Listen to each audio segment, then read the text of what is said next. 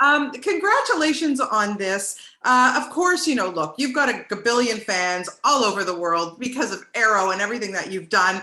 But this show, I've been able to watch a couple of the episodes. Wow, I'm like just sucked in right from the beginning. You watched a couple? You Yes, watched more than I have. Okay, well, listen, after this interview, you got to get watching, okay? Because you're really good. Okay. But I have to say, it's so intriguing. And my first question is, are you a sci-fi fan? Yes. Yes, I am. I am very, very deep into the sci-fi fandom. So this show is perfect. Perfect indeed. Okay, set it up for us, because I don't think I can do it justice, because it's such an interesting premise, and I also don't want to give away too much about what happens with you and your character too. So set it up for our viewers. Okay. So the 4400, it is a reboot of the original series that aired in like 2005. Right. But this is sort of a reimagining of the premise. But this story is about 4,400 individuals from all different points in time in American history who were overlooked or sort of undervalued or otherwise marginalized in their time periods, all disappearing off of the face of the earth and reappearing in modern day Detroit, smack dab in the heart of the city. So while they're grappling with what's happened to them, the government is also racing to assess whether or not these people are a threat, what's going on with them, and why are they here? Mm-hmm. Yeah, so that's where my character comes into play. Right, and you play Jerrell. He's a social worker, and like I said, I don't want to give away too much, but he has a connection, something with these people in a way. But tell me a little bit about, just developing this guy and kind of where he goes, because he has this kind of push and pull, right? Like, so tell me a little bit about playing him. It's funny. I spoke to a lot of different social workers before taking the role, just to sort of understand the job and the weight of the job when you are working with people who are, I guess, here or for asylum or trying to get their citizenship for this country. Everything. And it's tough. It's tough, especially knowing how hard the process is and it not always working out for the families who are in it. Right. So that's sort of the world that Jerrell was in before the 4400. And he sort of sees them as that too, people who are just caught in a strange situation and are looking to find some normalcy in the country. But they're being detained and people are trying to figure out what's going on with them, assess what's happening with them. Mm-hmm. So I did a lot of work on him that way. And then a lot of personalizing, because there is someone who is important to him that he has lost. Right. Before the story started. And he hopes that through helping the 4400, he can find this person again. But I personalize that person to me, and having that connection is like the driving force behind my character. Yeah. Could you even imagine, first of all, I am a lot older than you. So if I could be, dropped into somewhere and then come back 30 years later and then look the same, I'd be like, hey, yeah, I would like that. But I don't even think I could fathom like just being dropped into a culture. 30 years is a long time, as obviously there's so much change, yet maybe not enough change. If you know where I'm going, like there's certain situations, right?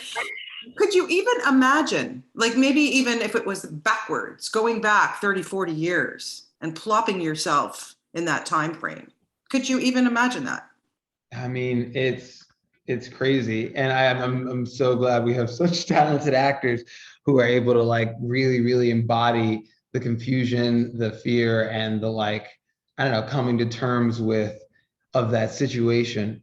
But I couldn't. I mean, I don't know what the future holds. So going even 10 years into the future and seeing like the different things that have changed, that we've lost, that have advanced, that have like leaned in one way or the other. It's crazy. One of our characters, the one that you see in the first episode, she's from like 2005. Right. And I think it's like not that much has changed since 2005, but so much has. And it was enough for her to like lose everything that she had in her Right. previous life. So I don't know, it's a crazy concept to wrap your head around. It is, but it's really makes you think, because you even think about something like technology, that every day it changes. Every day, like something new on Zoom or computers or whatever. Like, with this pandemic, thank God for Zoom. Thank God for these kinds of things, because Yeah. 2005, I don't think we would have been able to handle that. No, no. It's funny. I saw like a picture and it was just like a lady like Snapchatting an ice cream cone or whatever, but she was wearing like a surgical mask. And it was like, if you asked somebody 5 years ago, what is this person doing? It was like a surgeon like taking a picture of an ice cream cone that was like radioactive or something.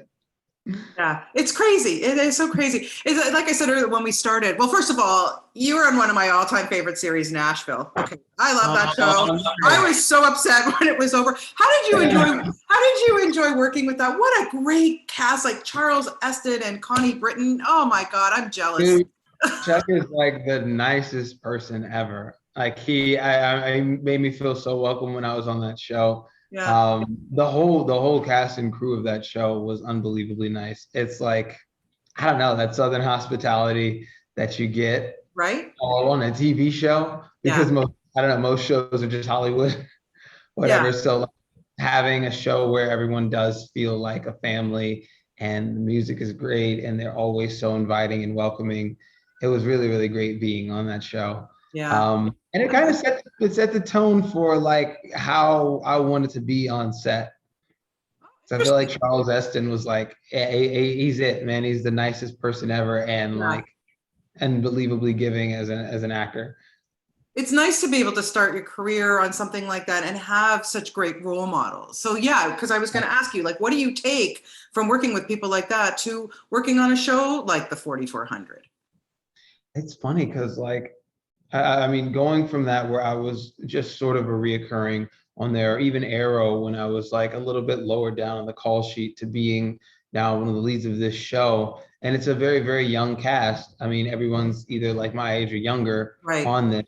So they're like, I don't know, looking to me for advice or like sort of to see how I interact with people or behave. But it's like, I've had so many good role models on sets leading up to this one that I do want to show a good example of how someone should be Yeah. with cast and the crew and professionalism on set, and I don't know, always showing up. Yeah, it's great. Before we wrap, I have to mention Arrow because, of course, you work with Stephen, who is our great Canadian, another great, really nice guy. But when you were in that universe, I mean, that's a big deal. DC Legends of Tomorrow, the whole thing. Yeah. How does that change you? How do you kind of wrap your mind around the fandom of that? I've done a handful of Comic Cons now, and they're nothing like Arrowverse fans. Let me tell you something. I know. I don't know. I've come to terms with it, and like, I love those guys, man. Like, I don't know. That's the reason why everyone on that show and in that universe works so hard. It's because the fans really do notice and appreciate all the stuff that we do. And Yeah. that's kind of what I got from Arrow. It was like an intense work ethic, because not only are they off book on everything that they're doing, learning fight choreography and everything, but they're like staying in shape on the schedules that they have Amazing. now. So like working out at 5 a.m. and everything. And it's like that. I mean, that's dedication. Yeah. Yeah. Well, it's amazing. Listen, it was such a delight to talk to you this morning. Thank you so much for your time, Joseph, and best of luck with the 4400. I can't wait to watch more. It's a good series. So come visit us in Toronto when you can. I think borders are open now, so you have no excuse. I know. I need to go to Toronto. Okay, good stuff. We'll keep an eye open for you. Thank you so much. Have a great weekend, and hopefully we'll chat with you again sometime soon. Thanks for your time. Thank you so much. Okay, bye-bye.